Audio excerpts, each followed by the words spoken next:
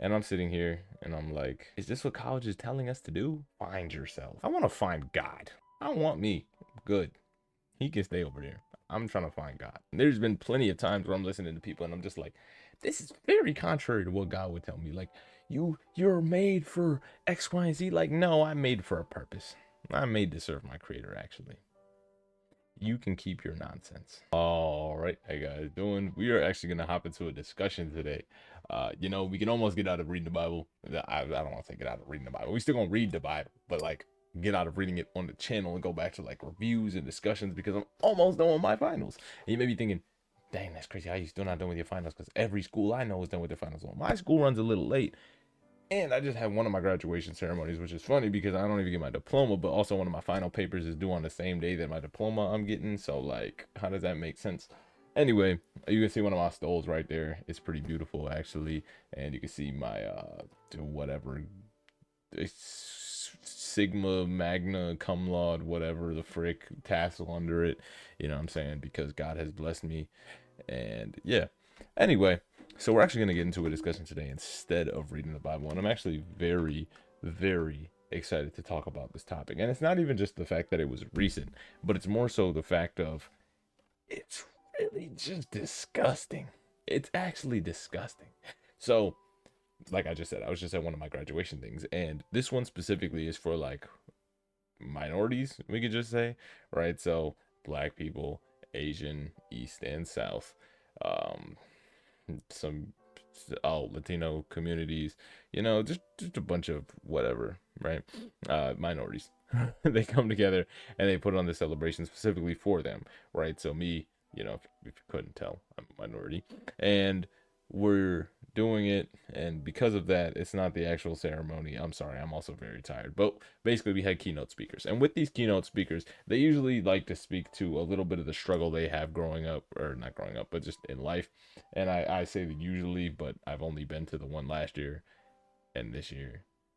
So like, I can't really say usually, but I'm gonna assume that that's what they usually talk about because being a minority comes with its own struggles and comes in a way navigating a country that was built off white people and stuff like that. And that's not the crap talk white people. That's just really just saying what it is, right? And it does come with struggles. I'm not saying those struggles are right. I'm not saying those struggles are wrong. I'm not saying they don't or do affect us to this day. But what I do know is built off that, right? And there are still some things that do exist today.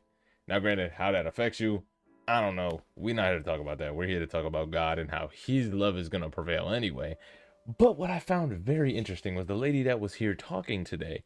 She was actually, the word choice she used was very, I will say, intentional, right? And I'm not a conspiracy theorist by any means, but I find it funny that conspiracy theory was a term created, or theorist was a term created to kind of silence people who were looking into things a little too deeply, to make them sound crazy, even though they really wasn't at the time. And, conspiracy theories can be very crazy, right? But at the same time, I think a lot of stuff goes down with seeing it. And I heard this one time, and I find it very, very true that a reason that they may play in our faces with a lot of this stuff, especially when it comes to, let's just talk specifically about Christianity, right? A lot of the reason they may play with a lot of stuff in our faces because they may say, well, it's informed consent, right? Like, let's take Dracula, for example. In the story of Dracula, Dracula can't come into your house unless you welcome him in, right? And when we say thank you to somebody, a correct or normal response would be what? You're welcome. You are welcome. Dracula can't come into your house unless you welcome him in. You can't let into your house the thing that is supposed to kill you, or at the very least, turn you into that thing without you saying you are welcomed in. And what is our body biblically? The temple of God.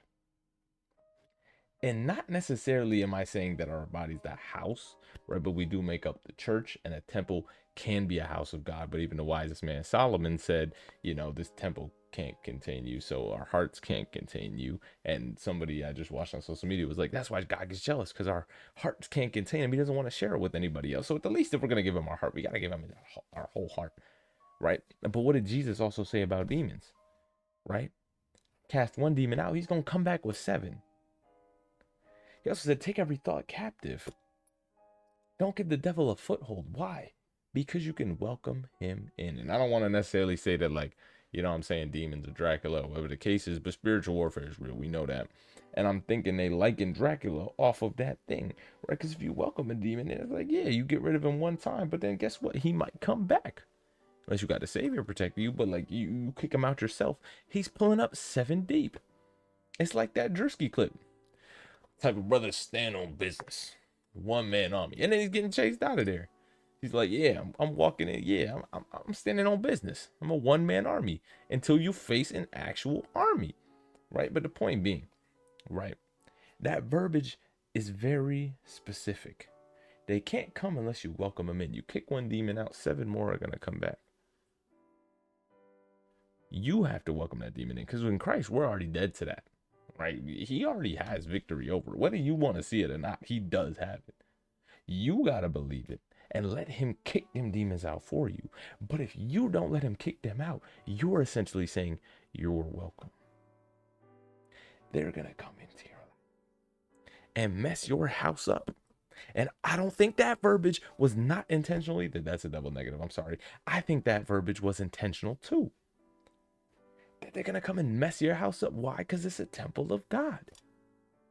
It is a place where he dwells, which you can say is a house. Right? So these words are very intentional.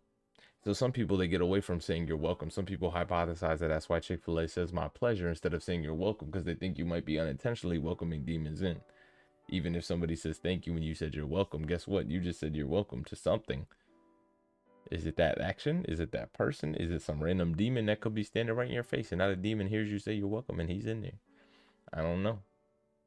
It could be them putting the literal 666 in Hebrew on a Monsters can and calling it their M logo. It could be something like that. I don't know. But regardless, the keynote speaker was speaking on their troubles and their trials and their tribulations growing up.